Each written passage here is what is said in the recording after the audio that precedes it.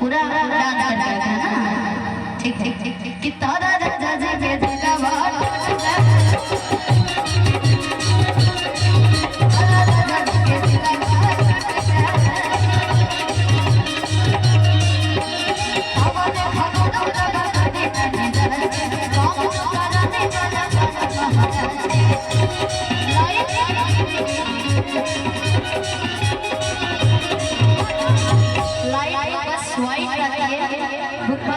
हमारे कैमरा वाले भैया को बहुत दिक्कत हो रहा है। वैसे भी बहुत आप लोग स्ट्रगल कर रहे हैं, इतना बारिश में भी फिर भी स्टैंड आया कैमरा लाया खड़े वाले